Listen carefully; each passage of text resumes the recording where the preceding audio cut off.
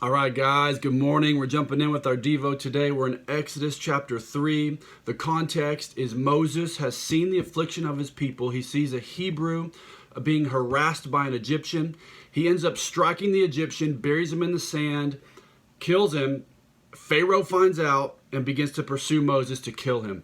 So Moses flees and spends the next 40 years of his life on the backside of a mountain shepherding a flock. And in Exodus chapter 3, we see the culmination of that season when Moses has his burning bush, holy ground encounter.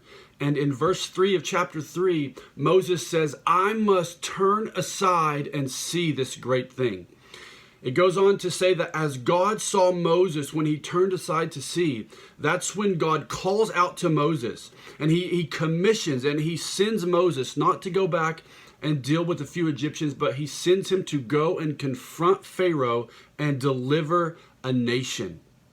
Fascinating story, because while Moses spends those 40 years shepherding that flock, the people of God are still suffering. They're under great affliction. God's so powerful, he could snap his fingers and deliver a nation in a moment, but he chose and decided to prepare the heart of one man on the backside of a mountain to use him as a deliverer. God had to bring Moses to the end of himself because he knew the things he was calling Moses to, Moses could not do it in his own strength. I believe God is longing to bring us to the end of ourselves so that he can freely live his life and have his power flow through us in a fresh way. I think in this season that we have this time, this set apart time, and this weird moment, that there are holy ground and burning bush moments for us, where the holiness of God is longing to touch the people afresh. That we would, almost our prayer would be, Jesus, send the fire of your love and the fire of your holiness and flip the tables of my heart. Leave no stone unturned and drive out any impure motive, any sin, any defilement, anything that would hinder us from fully experiencing that cloud by day and fire by night. Like we long for the glory, Jesus. Don't let anything in us hinder it from coming. And I believe in this season, as we continue to press in with these moments, that God is going to bring us to the end of ourselves in a beautiful way, and that we will come out of this time declaring what Paul declared. It's no longer I who live, but Christ who lives in me. As we turn aside to see the beauty of his holiness, he will transform us in a radical way.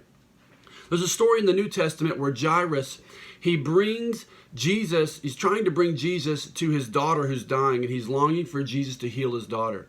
They're on the way. We know the story. The woman with the issue of blood comes and touches the hem of Jesus' garment, and all of a sudden there's a divine pause in the narrative for Jairus. And in that moment, in that delay, some things happen, and the friends of Jairus come and say, listen, don't bother bringing the teacher anymore. Your daughter has died. As Jesus overhears them talking, he says this epic phrase. He says, do not fear, only believe. This is a profound story to me as well, especially in the time we're in, because I believe that Jesus was doing a few things. And the main thing I want to bring out of this is that Jairus was limited in his view of who Jesus was and what he was capable of doing. He approached Jesus as healer. When his daughter died, all of a sudden Jesus was of no use. Jesus used the delay to say, Jairus, your current understanding, your current revelation of me is not enough for the situation you're facing. In the delay, Jesus chose to override and bypass his current understanding and said, I'm going to show you just how great I am and what I'm actually capable of. You want healing, I'm going to bring resurrection. I'm going to show you that I have all authority, all power, all dominion, and there is no situation, no crisis that's too hard for me. As we press in, circuit riders, and we begin to turn aside and see and catch a fresh vision of the holiness of God and the beauty of who he is, and he transforms us and changes us, let him deal with you. Whatever he's doing in your heart, whatever the Spirit's prompting, let God do what he wants to do so that we can emerge as a people who are allowing the life of God to flow through us. And I believe we will come out with a greater revelation of who Jesus is and what he's capable of. He's going to blow our minds. He's going to bring us to the end of ourselves, and he's going to start living his life and flowing with his power through us in a fresh way. And the last thing I want to pull out of this and we'll end is that I believe it's in that place of turning aside to see and greater revelation of Jesus that he's going to destroy all small-mindedness. Small-mindedness is attached to human reasoning and human logic. And we already found that out in Moses' life, that human zeal, good intentions will not change a nation. Only that which is born of the Spirit, empowered by the Spirit, and sent of the Spirit can change a nation.